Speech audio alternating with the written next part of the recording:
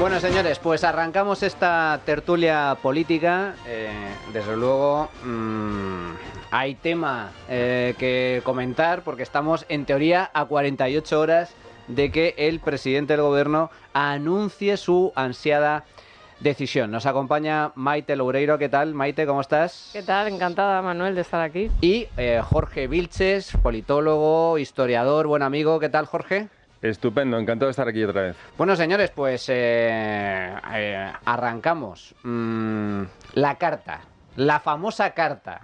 En primer lugar, vayamos un poco a la carta en sí. ¿Qué os parece que un presidente del gobierno de una democracia como la española, una democracia más o menos estable, más o menos consolidada, aunque es cierto que ha iniciado un preocupante declive en los últimos años, anuncie por carta, publicada además en Twitter, que oye, que se toma unos días de reflexión, 4 o 5 días, despeja agenda, porque tiene que pensarse si continúa o no continúa? Maite.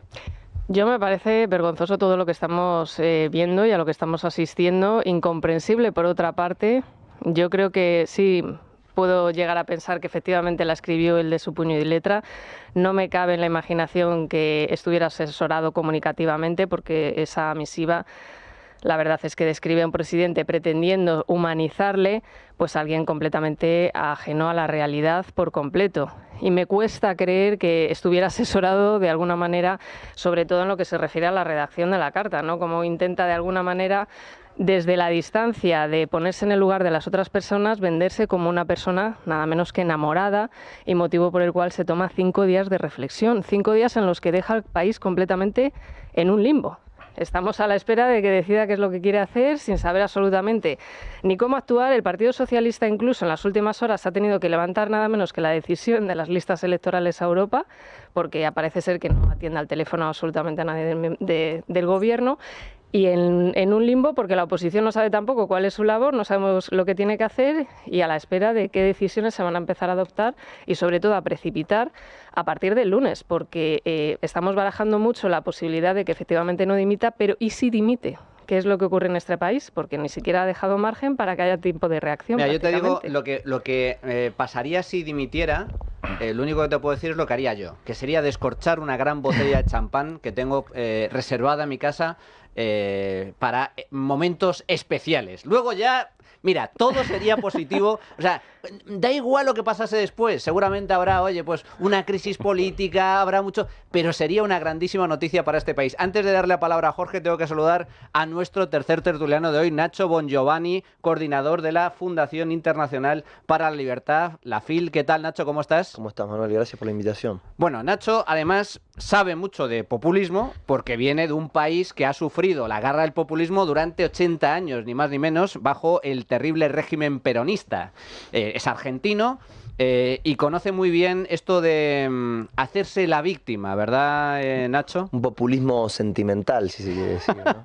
Ahora te doy la palabra, pero Jorge, tu opinión sobre la carta de nuestro querido presidente. Yo creo que, fíjate, se ha contado mucho que está muy mal escrita o quizás solamente la ha escrito él con unos términos inadecuados, pero yo pienso que es un golpe estratégico fundamental, básico, es genial. Es decir, cualquier populista sabe perfectamente que no importa tanto el estilo literario como el efecto que tiene en función del público al que te diriges. Y él se dirige al votante medio español, fundamentalmente a ese grupo con el que está en disputa con el Partido Popular, que es el de las mujeres más allá de los 40 años.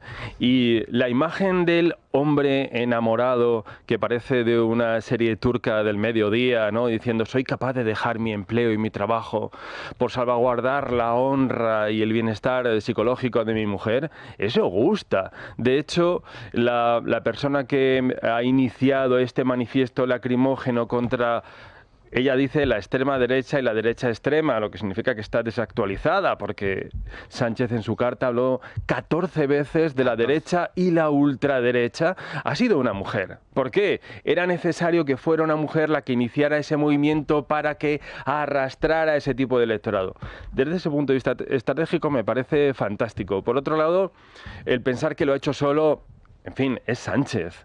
Es Sánchez, tiene detrás no solamente un aparato político, que es el del Partido Socialista, sino un aparato mediático muy potente. Lo que vamos a ver hoy, que es un acto de masas propio de Franco y de la Plaza de Oriente, está pensado para la exaltación política, patriótica y emocional de Pedro Sánchez. Es decir, ningún líder populista había llegado a una cota más alta.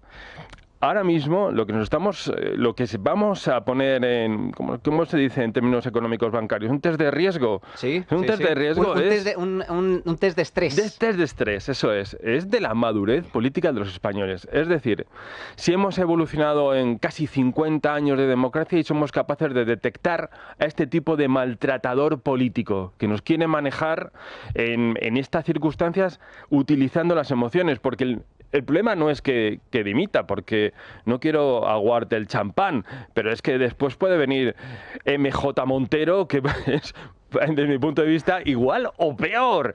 Sino lo malo es lo que puede venir después, cuando el lunes diga: tranquilos, tranquilos españoles, me quedo. Porque va a venir el acoso a la prensa libre, el acoso al Poder Judicial y la purga interna, porque esto es estalinista. El último que termine en aplaudir es el primero que va a salir por la puerta. Ha habido ya un par de dirigentes socialistas que no han ratificado, no se han pronunciado favorablemente a favor de Sánchez, se han negado a hacer ninguna declaración, una de ellas Susana Díaz. Y claro, tampoco es casual que sea ahora cuando salen en tropel todos los líderes socialistas a decir: yo estoy con Sánchez, pero ¿cómo no van a estar con Sánchez si su sueldo depende de la supervivencia de Sánchez? Y más ahora, que además está justo en estos momentos elaborando la famosa lista para las elecciones europeas. Claro, es que estamos en un momento en el que no es que el típico dicho de el que se mueva no sale en la foto, sino que ahora hay que moverse para salir en la foto abiertamente, con lo cual es evidente que hay ese posicionamiento y esa cohesión interna que ha provocado la carta de Sánchez. Pero comentabas tú, Jorge, es cierto, apela a los sentimientos, el amor a su santa esposa, pero sobre todo la víctima. Él es víctima, junto con su mujer, de un complot judeomasónico, ultraderechista, fascista, fachosférico, que le lleva a plantearse seriamente si merece continuar o no. Nacho, desde tu perspectiva, desde tu experiencia, a mí esto me recuerda mucho a toda la teatralización de los Kirchner. Hay que recordar, Cristina Fernández de Kirchner, expresidenta de Argentina, ex vicepresidenta argentina, que hace muy poquito ha dejado el poder porque finalmente Javier Milei ha ganado las elecciones, ha estado inmersa en gravísimos casos de corrupción, con investigaciones judiciales de por medio, incluso con condenas muy importantes. ¿Y cuál ha sido la estrategia que ha seguido Kirchner para intentar zafarse de toda esa situación? Bueno, sí, siempre fue este tema de la victimización, ¿no? Yo lo que veo en Sánchez es una especie de como de autogolpe, pero por el lado sentimental, y es lo que utilizan todos los populistas, ¿no? Esto de, fíjate que saca las instituciones de lado, o sea, no va por la vía institucional y dice: no, yo le voy a hablar directamente al pueblo. Al pueblo, carta a la ciudadanía. Exactamente. ¿Por qué? ¿Por qué le voy a hablar directamente al pueblo? Bueno, porque acá hay un grupo de poderes, de grupos de interés, de poderes concentrados que están yendo en mi contra. Y eso no solo creo que puede ser un golpe muy fuerte si Sánchez sale bien parado de esta jugada. Ahora lo que hay que... Él es bastante... no sé si llamarlo valiente o temerario, ¿no? En estas decisiones que toma, porque también le pueden salir mal, ¿no?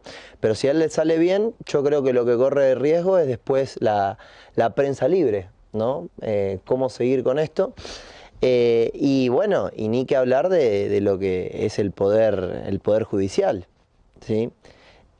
Porque entonces, si Sánchez logra escaparse de esta cuestión que involucra a su mujer con toda esta corrupción en los negocios y tráfico de influencias y demás, bueno, ¿qué queda después para el Poder Judicial? El gobernante de turno siempre va a poder ir contra el Poder Judicial, llamando al pueblo y diciendo que el pueblo es el que lo acepta. Después sacan esto del CIS, de esta encuesta que van a hacer ahora, de qué opina el español de a pie de esto de Sánchez. Bueno, esto es importante, Nacho, para que lo sepan nuestros oyentes. Ayer salió información publicada de que efectivamente el CIS está empezando a realizar una encuesta para medir el pulso popular sobre su apoyo y adhesión al presidente del gobierno con su carta, si están a favor o en contra de esta campaña mediática y política contra el presidente. O sea, y preguntado al respecto, una información de ABC, que hablaron directamente con el CIS para preguntar si esto era cierto, dijeron que sí, efectivamente estaban haciendo esta encuesta con dinero público, y la argumentación es que, claro, es un hecho muy relevante y forma parte de las funciones del CIS el medir el pulso popular al respecto. O sea, que están utilizando sus resortes para armar esta campaña contra la prensa, contra los partidos políticos y también contra los jueces. Y hay que ver después lo sesgada que sea esta encuesta, ¿no? Porque quiero decir... Hombre, en manos de Tezanos ya se da por hecho cuál va a ser el perfil. Ahora lo que, claro, es increíble, todo lo que esté al alcance del poder de Pedro Sánchez lo va a utilizar, obviamente, en su propio beneficio. Pero bueno, creo que acá lo más llamativo es esto de ir directamente a hablarle a la población y decir, bueno, yo creo que él lo que quiere justamente mediante esta victimización es decir, yo tengo el apoyo popular, que eso es lo que siempre quiere todo populista, ¿no? Decir, a mí me respalda el español medio. Me respalda el pueblo, Maite. Sí, discrepo si me puede corregir Nacho, pero yo creo que en el caso de los populistas, los líderes que se dirigen de tú a tú al pueblo, y que puede que sea efectivamente esa la estrategia de Pedro Sánchez, hay una diferencia, y es que tienen un respaldo normalmente popular muy masivo. Es decir, han llegado a la presidencia del gobierno a través de las urnas habitualmente, pero con un respaldo muy amplio. Y no es el caso de Pedro Sánchez. Pedro Sánchez, estamos hablando de un presidente que en un primer momento efectivamente pudo tener cierto respaldo, pero no tan mayoritario como sus antecesores socialistas en la presidencia del gobierno. Y estamos hablando de un presidente que no puede salir a la calle porque es abucheado, que tiene en contra a muchísima población, que la mayoría de la derecha no ha sumado, bueno, pues por esa ley DON podríamos decir, pero que en el propio Partido Popular decían de haber ido de una forma conjunta, habríamos llegado a los 190 escaños. Es decir, estamos hablando de una persona que ha intentado de una forma muy impostada, a mi juicio, hacerse ver como un líder populista sin tener ese respaldo. Es que estamos hablando de Pedro Sánchez, que, ya digo, no podía salir prácticamente y no puede salir prácticamente a la calle. Es verdad que hoy vamos a ver una escenificación del culto al líder como nunca se ha visto en nuestro país, pero por parte del Partido Socialista. Habría que ver qué tipo de respaldo tiene la población. En las urnas se ha visto que no está mayoritario, que está presidiendo el gobierno porque se ha aliado con prácticamente el resto del arco parlamentario, incluido Junts, incluido Bildu, que es algo que ningún líder en nuestro país se había atrevido a hacer. Entonces, yo creo que esa es una diferencia bastante importante a tener en cuenta, ¿eh? Jorge. Sí, en el mismo sentido yo considero que el problema no es que se dirija directamente al pueblo. Eso es bastante frecuente en cualquier régimen presidencialista. Es decir, en el caso de Estados Unidos es bastante corriente que el presidente, más allá de las instituciones, se dirija directamente al pueblo de los Estados Unidos y le comunique alguna decisión particular, propia o gubernamental. Si el problema no es el presidencialismo, si el problema es el particularismo o personalismo. Es decir, en el caso de Sánchez ha ido pasando por distintas etapas. Es lógico que en la primera fase de cualquier tipo de populismo, un líder político considere que el partido es su proyecto personal. A diferencia del Partido Popular, donde van cambiando de líderes según tienen éxito o fracasan en las urnas, el líder se cambia, pero el partido permanece. En el caso del PSOE, lo que ha conseguido Sánchez es la vinculación personal entre su proyecto político y el partido. Ahora, esta vuelta de tuerca es la vinculación directa entre la democracia y su persona, que es el último giro populista. Es pensar que más allá de él no existe una democracia. Por tanto, ¿cómo no va a pitarle la gente en la calle efectivamente le pita en la calle, pero también es lo que él busca. Porque cualquier líder populista que quiera identificar la democracia con su persona necesita la polarización, necesita el enemigo, necesita su némesis, necesita que esa fachosfera, esa derecha y ultraderecha le pite en la calle. Hay que identificar al enemigo. No ha habido mayor favor al caso de Begoña Gómez que la primera demanda la haya presentado Manos Limpias. Efectivamente. No hay mayor favor. Si lo hubiera presentado cualquier particular o una asociación de jueces, hubiera sido estupendo, fetén. Pero al presentarlo Manos Limpias, les ha dado el refuerzo en el relato de que es la ultraderecha y la derecha la que nos persigue. Es decir, los enemigos de la democracia que quieren impedir el gobierno del progreso, que es Sánchez.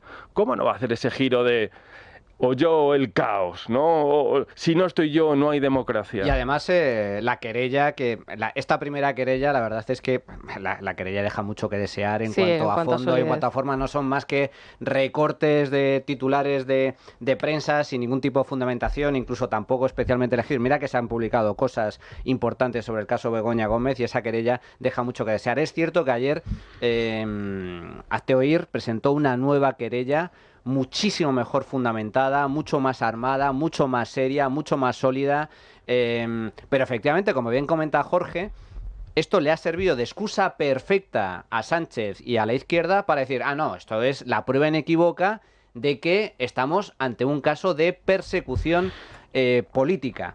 En todo caso, y yendo un momento al tema de la carta, aquí hay distintas posturas. Yo he escuchado durante estos últimos días, en línea con lo que estabas comentando tú, Maite, que esto es una carta que sale de las entrañas del presidente, yo no digo, absolutamente no creo visceral, eso, escrita de puño y letra, pero es cierto que es una de las teorías que versa, ¿no? Que es una cosa que no sabía su equipo, que no sabían sus asesores, que era una cuestión absolutamente privada del presidente, y yo no me lo acabo de creer. No sé por qué, no me lo acabo de creer. Es toda una...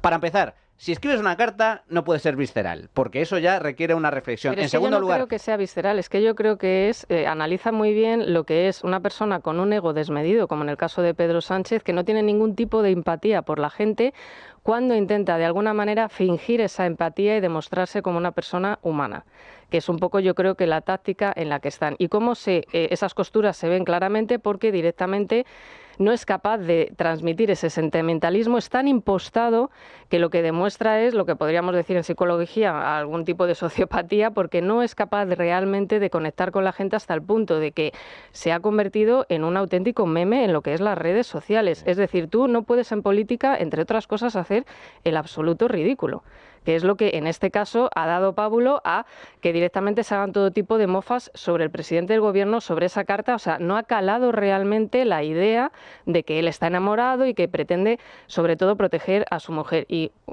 concluyo ya con esto, estamos hablando a nivel interno de lo que está intentando hacer el presidente del gobierno, que si Manos Limpias, que se Hazte Oír, si la fachosfera, etcétera, etcétera.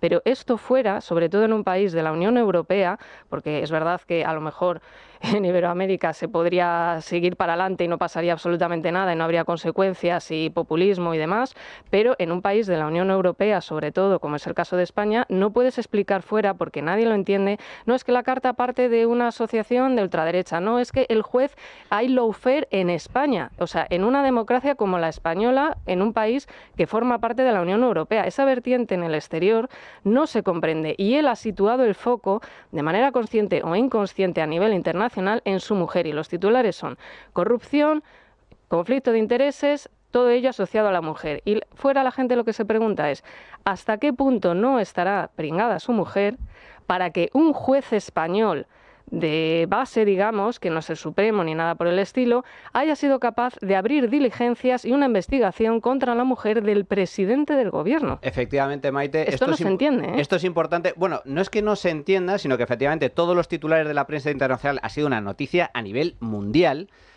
Han tirado por mujer del presidente, corrupción, Sánchez. Apertura de investigación y posible dimisión del presidente. Se asocia directamente ya la imagen de Sánchez y de su mujer con la corrupción. Ahí es cierto que la jugada le ha salido mal a nivel de imagen internacional. Lo que le comentas de los memes, también. España es un país con un ingenio natural Claro. e innato, y hemos escuchado, entre otras muchas cosas, canciones elaboradas por inteligencia artificial de todo tipo de versiones, mostrando el amor del presidente hacia su esposa. Pero eso, de acuerdo, en ese sentido es posible que le haya salido mal. Pero desde mi punto de vista, la clave del asunto es el contenido de la carta. Y a mí lo que me preocupa es los mensajes que incluye esa carta, porque habla directamente de que la oposición es antidemócrata, que la prensa es corrupta, o presuntamente, bueno, sí, habla de corrupción política, de falsedades, de persecución política, de que todo es fruto de un complot y de que él está siendo víctima de una especie de conspiración facha que pretende dar una especie de golpe de Estado. Esto es peligrosísimo, Nacho. No, y además es bastante interesante porque Sánchez perdió pero ganó y Feijóo ganó pero perdió, ¿no? Porque eso fue lo que pasó en las elecciones, y él, sin embargo, bueno, viene con esta idea de que este abanico progresista fue el decidido democráticamente y demás.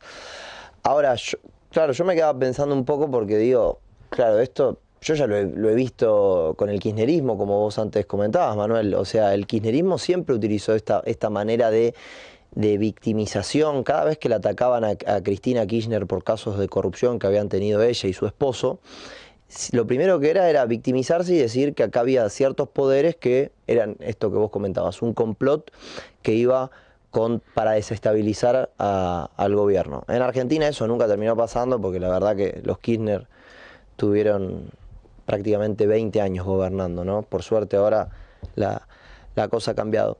Pero los mensajes que están en la carta me parece que son bastante claros. Para mí van contra estas dos cuestiones. Van directamente contra la prensa y van también, para mí, contra el Poder Judicial. Lo que ha dicho antes Maite me parece muy relevante y muy interesante. Y es el narcisismo que hay en la carta, porque hay que reconocer que Sánchez es un líder populista y todo populismo tiene una dosis muy importante de narcisismo. Y en el caso de Sánchez es que es paradigmático. Contaba el otro día Máximo Huerta, que para el que no lo recuerde fue ministro con Sánchez, cómo fue a su despacho, al despacho presidencial, llamó: buenas tardes, presidente, que vengo a presentar mi dimisión. Cualquier persona, como tú decías, Maite, con cierta empatía o al menos con capacidad para fingir, le diría: cuánto lo siento, lo lamento profundamente, ¿cómo te encuentras? Capacidad para fingir, es que cuidado. Claro, incapacidad para fingir. Pero es que ¿dónde está el narcisismo? ¿Qué hizo Sánchez cuando fue Máximo Huerta a decirle me voy? Le contó cómo iba a pasar él, Sánchez, a la historia. Pero eso es un profundo narcisismo. Claro, el narcisista, que es lo que está en la carta, no le importa a su mujer. Lo que ocurre es que no soporta que le ataquen. Exacto. No soporta que le den la razón. Destila la carta de todo eso, para mí. Es lo que destila, claro. Y no soporta que no le veneren.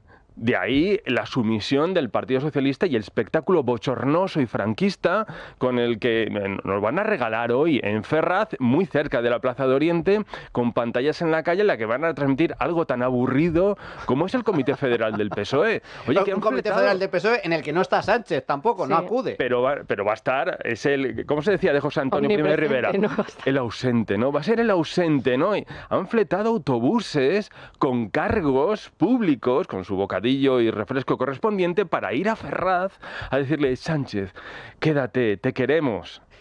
Atentos, ha habido mucho tipo de declaraciones, de adhesiones por parte del PSOE y de sus socios, pero fijaos en estas palabras de Félix Bolaños, ministro de Justicia y Presidencia.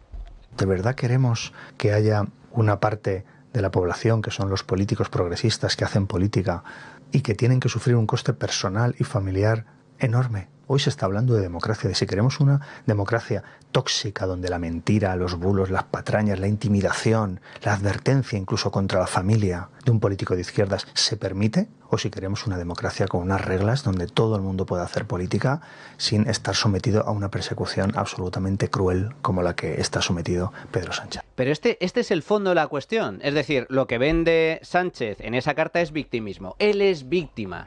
Y de esta forma logra, eso ya también lo ha conseguido, logra desviar la atención del auténtico problema, la auténtica cuestión de fondo, que son los negocios turbios de su mujer, que están siendo investigados por un juzgado. Y dice, no, esto ni siquiera da respuesta a ello, esto es todo fruto de una conspiración. Esto es absolutamente terrible, porque ese victimismo le da la vuelta a la tortilla y empieza a... es lo que permite justificar por parte de toda la izquierda lo que estamos viendo en las últimas horas, que la prensa es culpable, que los partidos políticos son culpables, que los jueces son prevaricadores y están haciendo lawfare, y luego la tremenda hipocresía, que el Partido Socialista hable de persecución. Perdón, entonces, ¿qué pasa con el novio de la señora Ayuso? Exacto. ¿Qué pasa con la mujer de Feijóo, que vimos cómo en el Congreso se la acusaba falsamente de no sé qué trapicheos? ¿Qué pasa con la persecución que en su día tuvo que sufrir Rita Barberá, alcaldesa de Valencia, o el señor Camps? Es decir, eso forma parte de la política. ¿De qué estamos hablando, Nacho? No, me quedaba pensando, cuando estaba escuchando, Bolaños era, ¿no? Bolaños. Bueno, pensaba en esto mismo, digo, en la persecución que le hicieron a Ayuso por la pareja, ¿no? Y ahora Bolaños hablando de la familia y de meterse en la vida personal de los políticos. Y además, de onda para Bolaños, ¿no? Pero digo, si sos político, bancátela, ¿qué querés? O sea, estás metido en el barro, tenés que jugar. Eso es la política. Pero eso es la política, digo, tenés que jugar. ¿A dónde? Además, digo, España, y lo digo con todo respeto, pero España está cada vez... Con este gobierno más bolivariana, ¿no? España, el gobierno solo el que decide meterse en esto. Después dice, no me quiero manchar, pero a mí me parece que hace rato, y con todo lo que viene pasando, amnistía, corrupción, bueno, ya ellos han decidido jugar este partido, ahora jugalo, no vengas a decir que te tratan de ensuciar. ¿Cuál es vuestro escenario para lunes? Porque la carta yo creo que está clara cuál ha sido el objetivo de la misma, cuál es el fondo, cuál es la forma, pero falta la gran decisión. El lunes el presidente del gobierno algo va a anunciar. No sé, todavía no sabemos el qué, pero algo va a anunciar. Puede dimitir, puede convocar elecciones, puede plantear una cuestión de confianza o puede directamente continuar y anunciar medidas. No sabemos todavía cuáles. Maite, ¿tú qué opinas al respecto? Y sobre todo, luego me gustaría saber también tu opinión sobre cómo está reaccionando la oposición, el Partido Popular. Yo creo que precisamente por lo que estamos comentando está sentando las bases para lo que viene después, que es a partir del lunes una lucha muy importante en contra de las instituciones que ya hemos visto cómo se ha ido viendo, pero sobre todo en contra de la oposición, que para mí es clave, y del Poder Judicial, porque está habiendo bastante resistencia en esa pretensión, ¿no?, de Pedro Sánchez de aprobar la amnistía y arrasar directamente con el Estado de Derecho.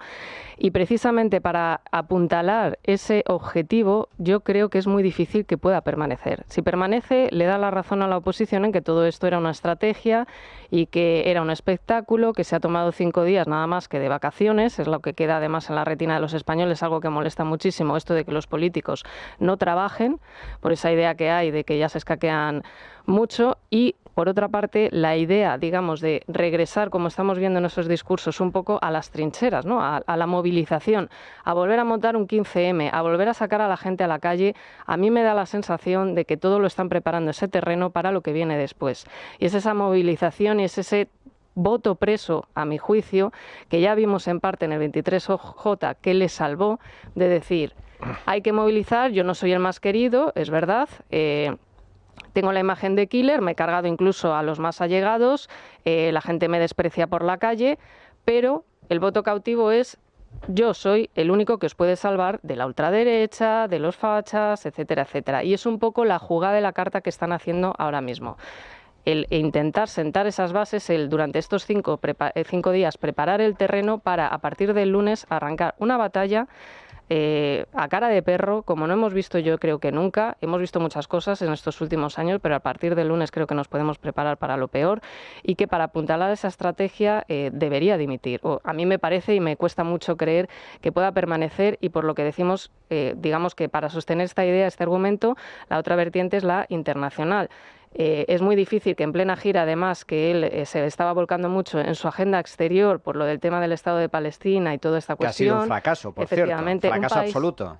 Un fracaso absoluto, pero que él tenía idea de poder seguir en esa vertiente, digamos, y apuntalando su imagen fuera. Y por otra parte estamos hablando de un país que al final necesita de los fondos europeos. O sea, no estamos intervenidos, pero en la práctica, lo sabrás tú, Manuel, pues casi así. Es difícil que con todo esto fuera él pueda continuar y venderse como una persona seria, digamos, ante este desconcierto que ha generado y este caos y ese situar el foco, además, en su mujer y en la corrupción, nada menos, en un momento tan delicado para el país. Por eso yo creo que es difícil que siga, vamos. Jorge. Yo creo que va a seguir, y va a seguir porque no tiene coste para su electorado. Un electorado que ha tragado con los pactos con Bildu, la entrega de Navarra, que ha tragado con Puigdemont y que se pacte en Bruselas el porvenir de la democracia española, ¿cómo no va a tragar con 5 días de vacaciones de Sánchez contra la derecha y la ultraderecha? Va a tragar y le van a aplaudir. Les parece una maniobra lógica, muy humana y políticamente aceptable. Yo creo que va a seguir. Ahora bien, es posible que la presentación a trámite o el trámite de la denuncia a Begoña Gómez se haya precipitado a sus planes. Porque es cierto que a finales del mes de junio hay cumbre europea en la que se decide la renovación de los cargos del Consejo de Europa, donde él, como buen narcisista, piensa que es su puesto, porque para todo narcisista populista siempre hay un horizonte mayor y más grande, de ahí los desaires al rey. Él piensa que tiene no solamente una sabiduría, sino una legitimidad mayor que la del rey. De hecho, el otro día recibió al rey con una falta de protocolo impresionante, una falta de educación, con las manos metidas en los bolsillos, porque es intrínseco en él, es natural en él, piensa que es superior a todos. España se le queda pequeña, la mitad de España es despreciable, y él lo que le gusta es el Oropel, el Fotocol y las dietas y el Falcon, e irá a la Unión Europea. Todo esto se le ha adelantado. Pero al igual que Antonio Costa, portugués, dimitió en cuanto se presentó una denuncia y luego por errores de la Fiscalía se ha ido archivando, él piensa que va a ocurrir lo mismo en España. Y todo esto forma parte de su teatro, porque al mismo tiempo que mueve a la opinión y mueve al partido, ya está moviendo a la Fiscalía para que se archive todo esto y quede absolutamente en nada, con lo cual estaría reforzada su posición no solamente en España, sino en la Unión Europea de cara al Consejo. Esto es muy importante porque Antonio Costa, efectivamente, líder socialista en Portugal, que por cierto hizo una excelente labor al frente del país, dimitió de inmediato en cuanto la justicia portuguesa abrió investigaciones sobre uno de sus asesores. Cuidado, no estamos hablando de su mujer, no estamos hablando del hermano, no estamos hablando del propio Antonio Costa, no, sobre uno de sus asesores, y renunció de inmediato. Pero claro, aquí estamos hablando de una cosa diferente, porque hasta el momento Pedro Sánchez no ha dimitido. Ha dicho que se toma unos días para reflexionar. Yo me pregunto, esto, que yo sepa, no hay precedentes de ningún político que diga, que anuncie públicamente que se va a tomar unos días para ver si dimite o no. Oiga, o dimites o no dimites, pero desde luego no anuncias que vas a reflexionar sobre una dimisión. Yo en eso también estoy con Jorge, que me suena a una estrategia con otro tipo de finalidades. Si realmente hubiera querido dimitir, ya lo habría hecho. En todo caso, hacemos una pequeña pausa y volvemos de inmediato. Tenemos un mensaje desde Tu Jamón porque te proponemos un regalo dulce, sabroso y delicioso para felicitar este año a mamá. Además lo podéis disfrutar toda la familia y a un precio muy interesante. Hemos preparado nuestro surtido especial Mamá Plus para la mejor mamá del mundo, compuesto por 3 estuches de 100 gramos de jamón ibérico de bellota loncheado, 2 estuches de 100 gramos de paleta ibérica de bellota loncheada, 2 estuches de 100 gramos de lomo ibérico de bellota loncheado, una cuña de queso puro de oveja, 2 latitas de pimentón dulce de la vera, un tarro de miel de encina Reina Quilama, y todo esto coronado por una cajita de bombones, una caja roja de Nestlé. Todo ello enviado en un precioso estuche de madera especial para regalo y por tan solo 79 €, IVA y gastos de envío incluidos. Tujamondirecto.com, jamón y embutidos de bellota de Guijuelo a su casa. Visítenos en www.tujamondirecto.com o llámenos al 984 10 28. Recuerda, 984 10 28. La trinchera de llamas. Bueno, pues regresamos a tiempo de tertulia.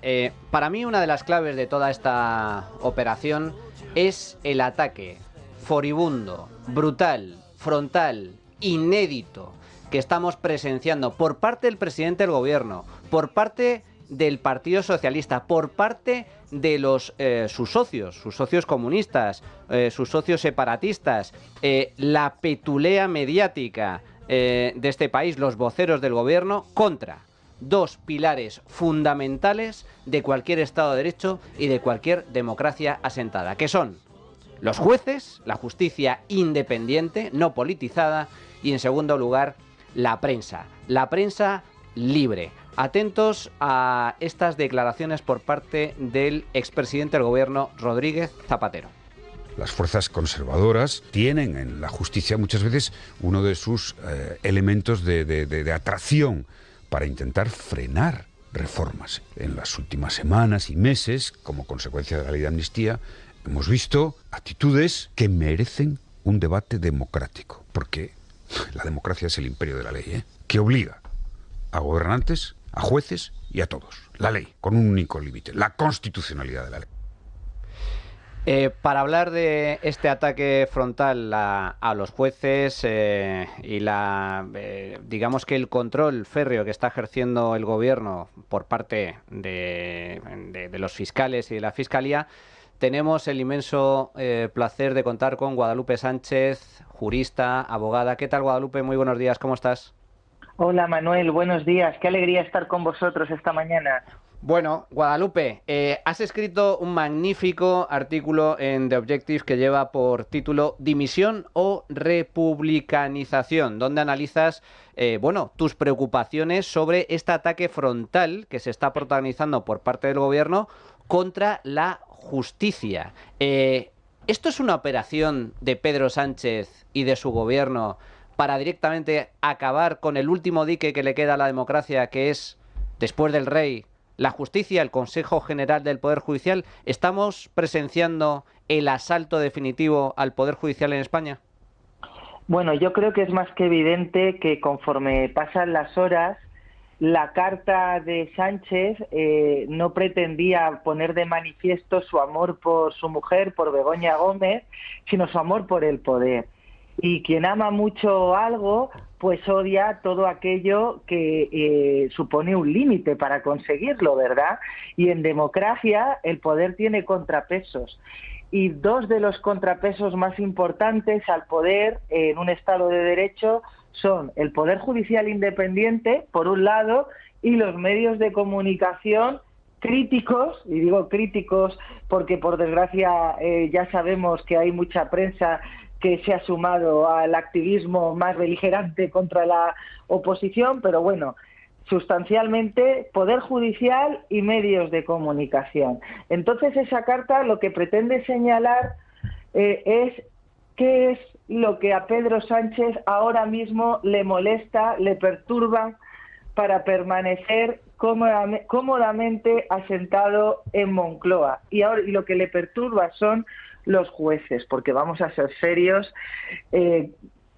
utilizar una denuncia de manos limpias fundada en recortes de periódico para montar todo este show conspiranoico y sentimentaloide y convertirlo en una especie de plebiscito afectivo no tiene ningún sentido,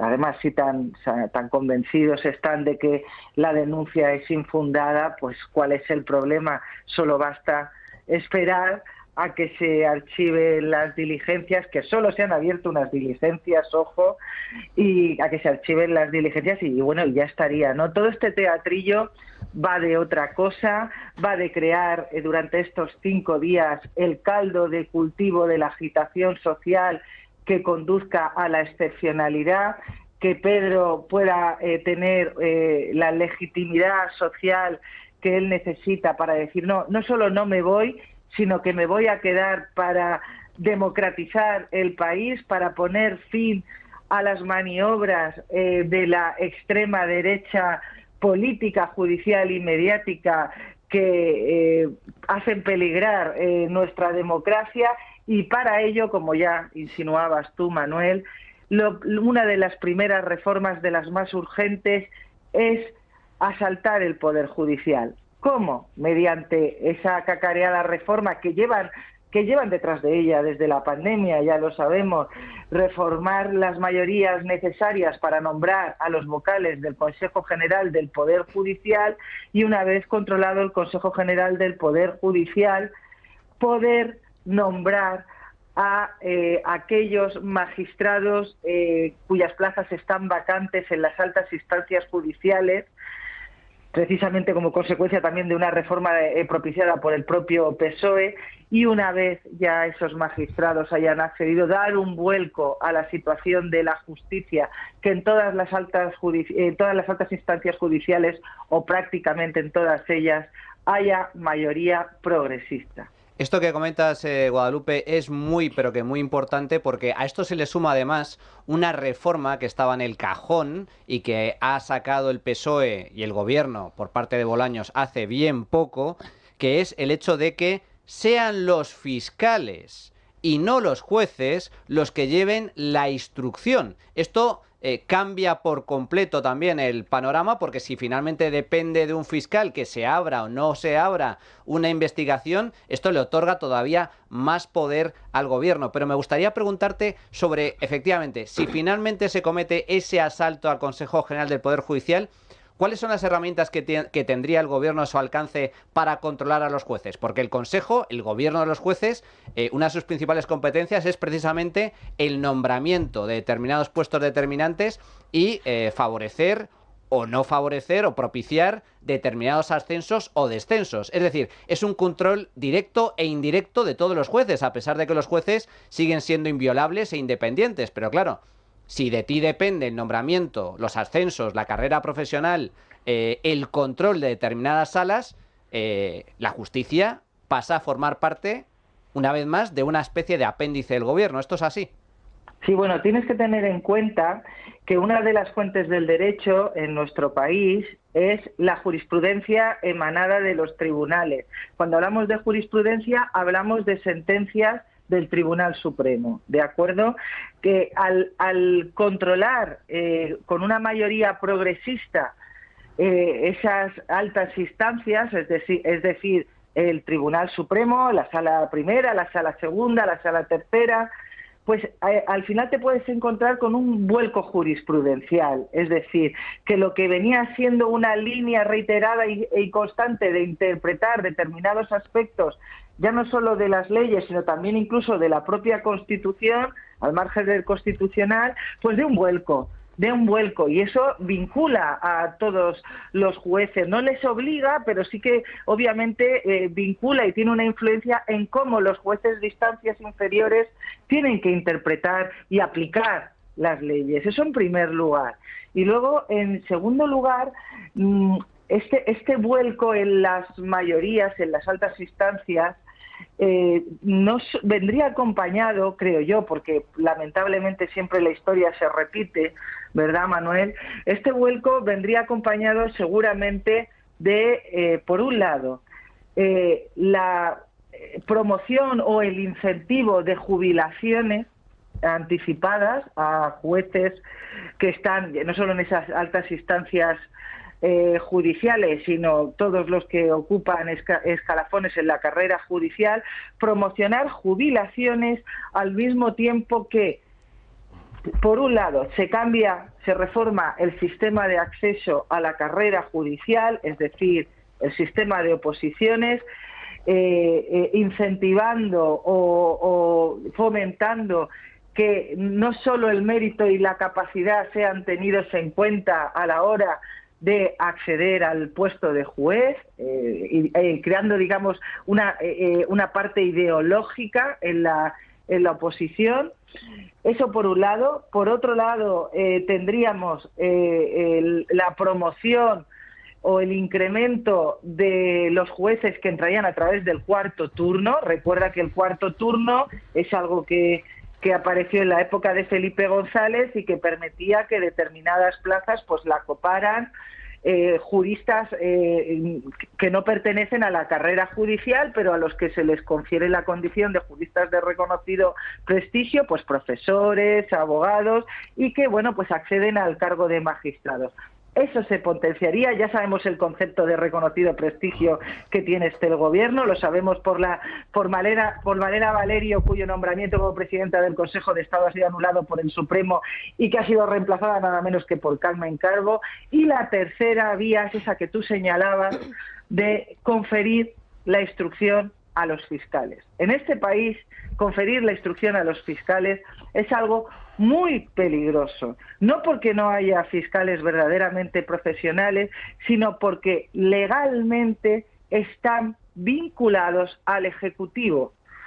Se rigen por el principio de dependencia jerárquica, es decir, tienen que obedecer las instrucciones del fiscal general del Estado, y el fiscal general del Estado, su cargo va indisolublemente ligado al del presidente del gobierno, al del Ejecutivo, que es quien lo nombra, ¿de acuerdo? Así que todo ese panorama arrojaría al final un poder judicial que, aunque parecería que sigue siendo independiente en lo formal, en lo material, es decir, en el terreno pragmático, se convertiría en un apéndice más del sanchismo. Maite. Sí, buenos días, Guadalupe. Buenos días. Es verdad que al principio estabas comentando que esa reforma legislativa que quieren llevar a cabo para reducir las mayorías en la renovación del CGPJ llevan tiempo detrás de ella, pero la última vez que se intentó lo paró Europa con una advertencia. No sé hasta qué punto se puede llevar a cabo esa reforma legal sin que de alguna manera Europa ejerza de parapeto, sobre todo cuando ahora mismo hay dos interlocutores sentados todavía a la mesa en la renovación del CGPJ, que es verdad que está esa negociación completamente en el aire y en suspenso, pero que oficialmente siguen negociando para la renovación. No sé hasta qué punto el Gobierno tiene mano para llevarla a cabo. Bueno, mira, Maite, ¿sabes cuál es el problema? Que han colocado a la justicia en una situación de excepcionalidad y de precariedad sin precedentes. Dentro de muy poco tiempo, en cuestión de muy pocos años, 2/3 de las salas del Tribunal Supremo estarán vacantes. Como te puedes imaginar, es imposible que un sistema judicial funcione con solo 1/3 de sus miembros al frente. Entonces, ya te digo yo que lo que está utilizando el Partido Socialista, Bolaños, en estas negociaciones que se están llevando a cabo en Europa para justificar una reforma excepcional del sistema de nombramiento de los vocales del Consejo General del Poder Judicial, es precisamente esta situación excepcional, silenciando, eso sí, que viene propiciada por una reforma que ha avalado el Tribunal Constitucional de Pompido, que acometió el PSOE en pandemia, que es impedir que el Consejo General del Poder Judicial en funciones pueda cubrir provisionalmente estas vacantes, ¿de acuerdo? Eso se podía hacer hasta que el PSOE reformó la Ley Orgánica del Poder Judicial para impedirlo y forzar así al PP a acceder a la renovación. Pues bien, esta situación excepcional es la que se está utilizando en Europa para que se les permita, con carácter excepcional y con una mayoría, ya no te digo ni siquiera absoluta, ahora ya sabéis que es cualificada, pues ya no sería ni siquiera absoluta, sino con una mayoría simple, poder nombrar a los vocales pendientes de renovación y que estos, a su vez, que ya el Consejo renovado pueda cubrir todas las vacantes que hay en las distintas magistraturas de nuestro país. Eso es lo que se está utilizando. Sí que te digo que no se mira con malos ojos por parte de Europa, porque a Europa lo que le preocupa es que se llegue a un acuerdo para que haya una reforma, se acometa una reforma para que en la siguiente ocasión, es decir, en la siguiente renovación de los vocales, ya sean los 12, sean los jueces quienes elijan a los 12 vocales magistrados. Pero claro, eso sí que llevaría a que durante un periodo de más o menos de más de una década, las altas instancias judiciales de nuestro país funcionaran con esa mayoría progresista que yo he comentado antes. Guadalupe Sánchez, la verdad es que es un auténtico placer hablar con expertas, con juristas de tu talla, no solo por tu conocimiento, sino por tus explicaciones y tu claridad al respecto. Muchísimas gracias, Guadalupe. Seguiremos muy de cerca este intento de asalto por parte del Gobierno al Poder Judicial. Un fuerte abrazo. Un abrazo, Manuel. Pues esto es lo que tenemos. Jorge, no sé si quieres hacer un brevísimo comentario antes de irnos a publicidad. No, únicamente apuntar que, como no nos ha dado tiempo, que el sistema de elección de los miembros del CGPJ funcionaba siendo malo porque pervivía la confianza entre los partidos que llegaban al gobierno, es decir, podían politizar los cargos, pero confiábamos en que no hubiera una deriva autoritaria. Y es que Sánchez ha roto esa confianza y de ahí deviene el problema. Pues hacemos una brevísima pausa y continuamos. Volvemos enseguida.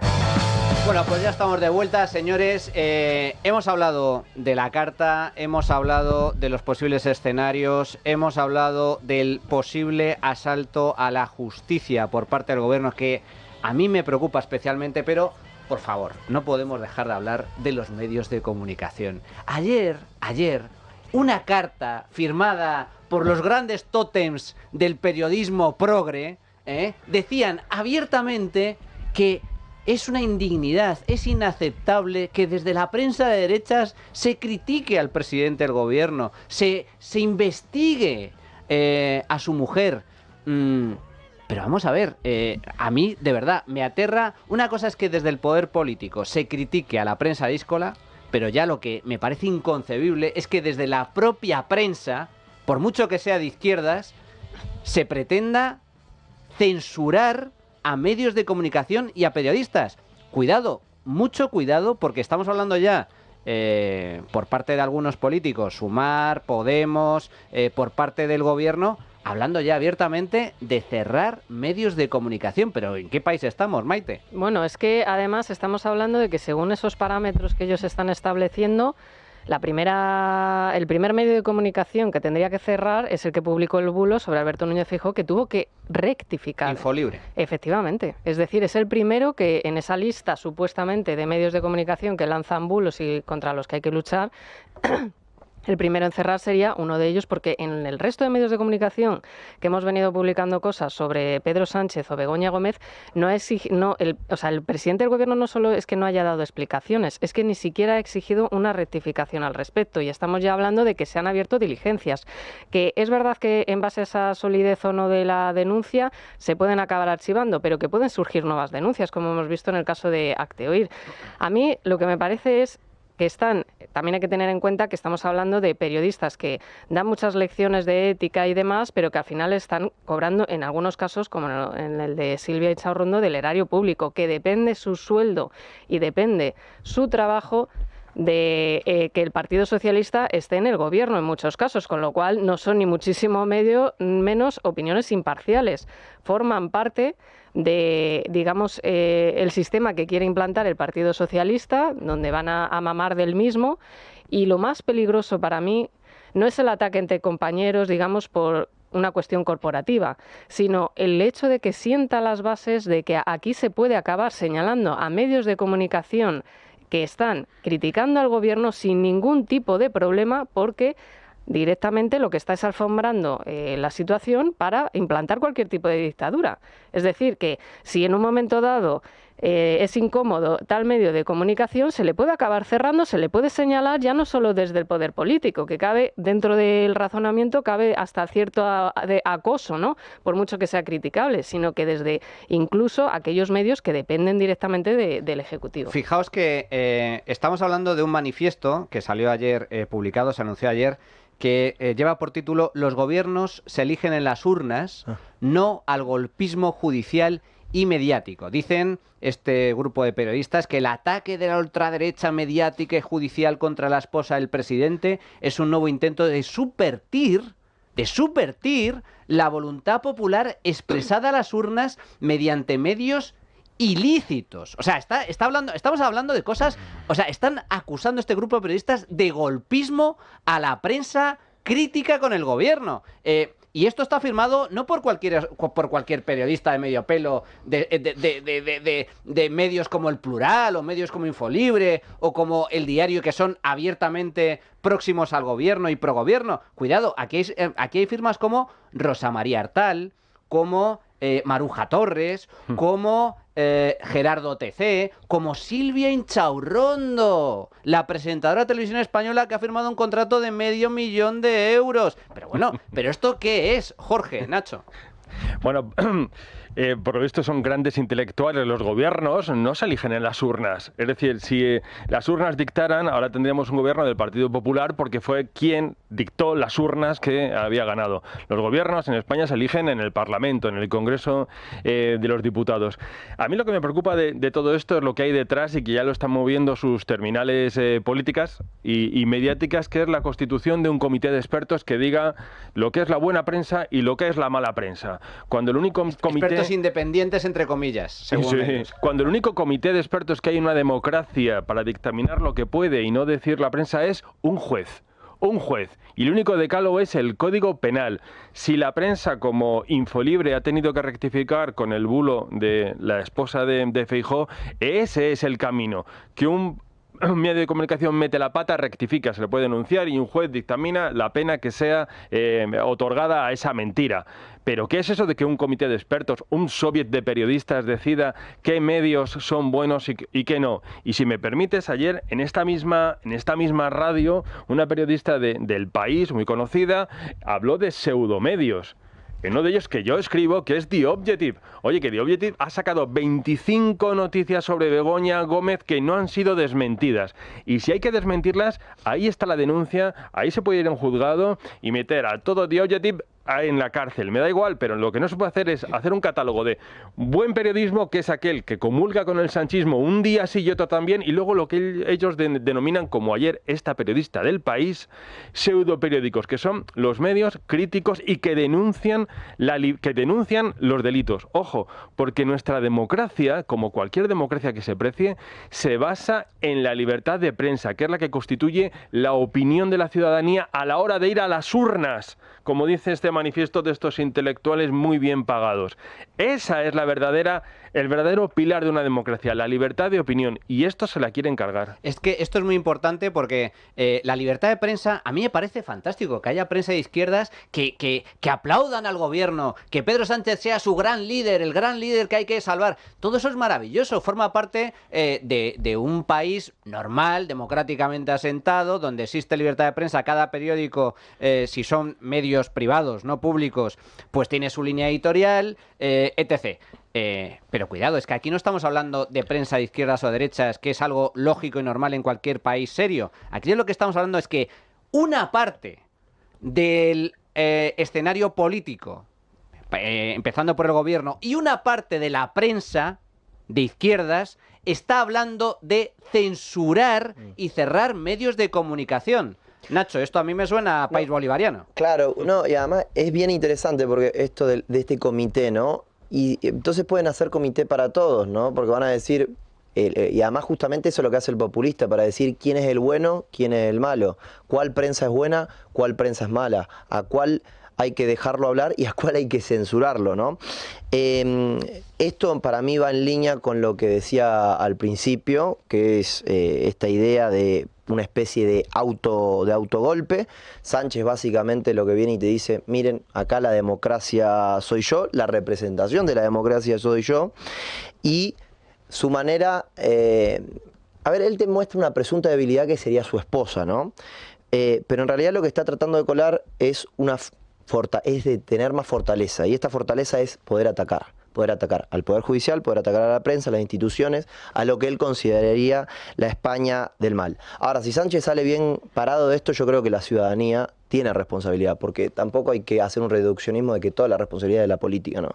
También la ciudadanía tiene una responsabilidad. Si a la ciudadanía le da más miedo el supuesto fantasma de la derecha, ultraderecha, que la amnistía, el Bildu, este ataque a la prensa y al Poder Judicial, bueno, quiero decir, si la ciudadanía es como Almodóvar en su mayoría, Bueno, Sánchez se va a salir nuevamente con la suya. Oye, lo de Almodóvar está muy bien traído porque ese artículo de Pedro Almodóvar diciendo que el presidente del gobierno, ha resistido contra viento y marea, el tótem de la libertad y de la democracia, o sea, llorando, que ha llorado, emocionado, el pobre Pedro Almodóvar, con el ataque furibundo al pobre Pedro Sánchez. O sea, esto es absolutamente demencial. Es que es el sentimentalismo de todos estos woke de la cultura de la cancelación, ¿no? Todo les indigna, todo les molesta y claro, es lógico, una carta emocional dirigida pues a su público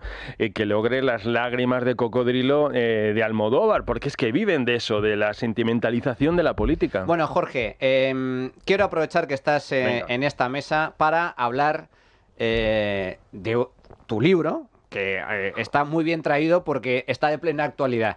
Un libro que has sacado hace poco con la editorial Almuzara y que lleva por título Traidores en la historia de España. Traidores para unos y héroes para otros cambiaron para siempre el rumbo de nuestra historia. Desde Bartolomé de las Casas a Adolfo Suárez conocemos la infidelidad a una particular idea de España a través de distintos personajes y épocas. Y me gustaría comentar tu libro, precisamente por eso, porque estamos, como digo, en un momento crítico por parte de la política española, dentro de la historia española, un punto de inflexión que puede marcar el devenir de los próximos lustros en función de lo que haga Pedro Sánchez. Para empezar, me gustaría comentar contigo, ¿crees que Pedro Sánchez es también un traidor que deberías haber incluido en tu libro? Creo que no te ha dado tiempo, pero si las ventas van bien, en la próxima edición lo puedes incluir. Claro, haré un libro sobre traidores vivos, porque este libro son de traidores muertos. Pero Pedro Sánchez cabría perfectamente. Es decir, toda la literatura que hay en torno a la traición de Pedro Sánchez a la democracia, al Estado de Derecho, a las libertades, al bienestar de los españoles, es inmensa. Pero, tal y como yo cuento en este libro, todos nuestros traidores han sido considerados héroes por otra parte de los españoles. Y eso no nos podemos desentender. Para nosotros, o para algunos, Pedro Sánchez puede ser considerado un enorme traidor, como Puigdemont, que es un golpista y un traidor a la patria, entre otras cosas por haber intentado involucrar a Rusia en la independencia de Cataluña y haber alterado el orden público en Cataluña y en el resto de España. Pero para otros, estos traidores son auténticos héroes. Hoy lo vamos a ver en Ferraz como el traidor de nuestros días es considerado un héroe y en la prensa también es considerado un héroe. En el libro es lo que hago. Por ejemplo, hablo de Bartolomé de las Casas, que, oye, fue un mentiroso, mintió a los reyes, mintió al Consejo Real. Para unos es considerado un traidor, pero, por ejemplo, para el ministro Urtasun y para todo el podemismo viene a ser un héroe de los derechos humanos, a pesar de que él aconsejó sustituir a los trabajadores indios por esclavos negros. Este es un caso, pero haces un repaso a lo largo de la historia. Traidores a la España imperial, traidores a la España liberal, traidores a la unidad de España y algo más, traidores a la Segunda República, traidores a Franco o la monarquía. Me ha llamado la atención especialmente algunos de los personajes que analizas en profundidad que, vuelvo a insistir, están de plena actualidad. Por ejemplo, hablas de Sabino Arana, el fundador del PNV, y le dedicas dos apartados, uno a Sabino Arana y otro al PNV. ¿Puede un partido traicionar a un país? ¿Por qué Sabino Arana forma parte de esta traición? Sabino Arana y el Partido Nacionalista Vasco. El PNV es el partido más traidor en la historia de España. Y si no... Lo ha demostrado en múltiples ocasiones. A Rajoy todavía le pica la espalda de la puñalada que le dieron en 2018, que 5 días después de pactar los presupuestos apoyaron la moción de censura de Sánchez. Pero desde la historia el PNV es el partido más traidor. El PNV, sobre todo el de Vizcaya, donde es más fuerte, pactó el golpe de Estado de julio de 1936 para días después, con la promesa de Indalecio Prieto del Estatuto Vasco, traicionar a los golpistas y luego traicionó a la República en varias ocasiones. Para empezar, no solamente con el pacto de Santoña con Mussolini, sino que el PNV estuvo en tratos con el Reino Unido para que el País Vasco se convirtiera en un protectorado y así conseguir la independencia del País Vasco. No solo eso, sino que muchos de sus dirigentes, por ejemplo, Telesforo Monzón, que también está en el libro, por supuesto, dio sus primeros pasos en este PNV traidor. ¿Y dónde acabó? En Batasuna, justificando los asesinatos de los años de plomo, ya en democracia, hasta 1981. Hay otro personaje que me gustaría que me comentaras brevemente, que es también Francesc Macià, de patriota español a independentista catalán. Macià y Companys, que son dos personajes mitificados por el nacionalismo catalán. A ver, todo nacionalismo tiene sus mitos, pero es que el nacionalismo catalán, entre el mito de 1714, que también está en el libro y además lo voy desgranando en todas y cada una de las mentiras del mito de 1714, y estos dos personajes, porque es una vergüenza que el Estadio Olímpico de Barcelona lleve el nombre de Companys, que fue un genocida bajo cuyo mandato se mató a miles y miles de catalanes, de barceloneses, de religiosos y no religiosos en Cataluña. Pues Macià fue un teniente coronel del ejército español que juró defender a España sobre sus símbolos nacionales y luego se convirtió en un independentista. Y no solamente eso, sino que Macià fue a Rusia, que es una cosa bastante frecuente en el nacionalismo catalán, por lo visto. Está de plena actualidad, Jorge, si es que la historia se repite. Macià fue a conseguir dinero a la Rusia soviética para iniciar una guerra civil en España. ¿Cabe mayor traición que procurar una guerra civil en España? Es decir, son mitos unidos a estas trayectorias de traidores. Pero fíjate, y ya para terminar, otro de los muchos personajes que analizas a lo largo de la historia en este libro, Traidores en la historia de España, Adolfo Suárez, que efectivamente fue visto por parte del franquismo como un gran traidor al régimen, pero que al mismo tiempo también a él le debemos en gran medida la democracia de la que hoy disfrutamos. Yo es que soy muy partidario de... Al final es la historia la que da y quita razones. Y los que hoy son vistos como héroes o vistos como traidores, finalmente será la historia la que determine en qué lado estaba, si en el lado bueno o en el lado malo. Adolfo Suárez, creo que por sus hechos le conoceréis, porque ahí están los frutos de su trabajo, pues en su día también fue visto como un gran traidor, pero también yo creo que la historia le ha reconocido como un gran aporte fundamental a la transición y a la democracia española, ¿no? Claro, hubo una parte del franquismo, el denominado búnker, los que querían continuar con el régimen del 18 de julio, que consideraron a Adolfo Suárez un traidor, un perjuro a los principios del movimiento nacional. Pero Torcuato Fernández Miranda, que es otro de los grandes dirigentes, de los grandes pensadores de la transición, tanto Adolfo Suárez como entonces el príncipe y luego rey Juan Carlos, le dio la fórmula, que es, para no cometer perjurio ni traición, ir de la ley a la ley. Es decir, si una ley deroga a otra y se pasa de la dictadura a la democracia, no se es perjuro. Bueno, Jorge, para todos aquellos que les interese la historia, una vez más recomiendo este libro, Traidores en la historia de España, de la editorial Almuzara, de Jorge Vilches.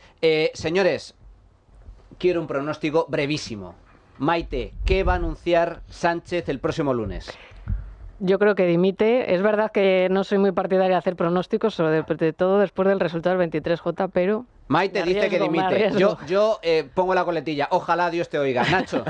No, un autogolpe esto. Un autogolpe. Estoy contigo, Nacho. Jorge. Yo creo que sigue.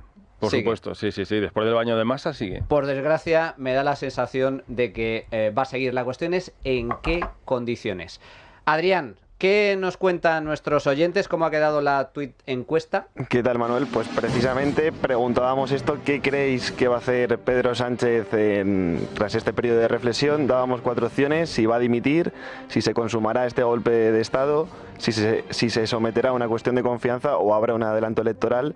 Pues ha ganado en el golpe de Estado con el 65,5% de los votos, seguido de que se someterá a una cuestión de confianza y seguido de dimitirá y habrá adelanto electoral. Y también los oyentes nos han dejado estas notas de audio. Que nadie se haga ilusiones. La verdad es que el señor Sánchez no va a dimitir. Esto todo es un cuento mañanero que los asesores le habrán dicho para levantar esas falsas pasiones que tienen por él. La verdad es que todos están chupando del bote y no le van a dejar irse, naturalmente. Pedro Sánchez a su manera es que el golpe de Estado lo está dando, paso a paso. Ahora mismo solo le falta controlar el Consejo General del Poder Judicial. ¿Qué más le falta? El lunes va a dimitir. ¿Por qué? Porque va a salir Pegasus, porque va a salir todo lo que hay detrás y va a ser terrorífico. Pues Pedro Sánchez no va a dimitir. Esto ha sido un golpe en la mesa, esto ha sido un anuncio a voces para el resto de palmeros y lo único que va a dar es un golpe en la mesa en el sistema judicial para que él se blinde y nada más. No va a dimitir, necesita mantenerse en el poder para su propia supervivencia. Es obvio que Sánchez no va a dimitir. Si las piedras hablaran, sería otra historia. A Sánchez le molesta no la derecha, le molesta la democracia.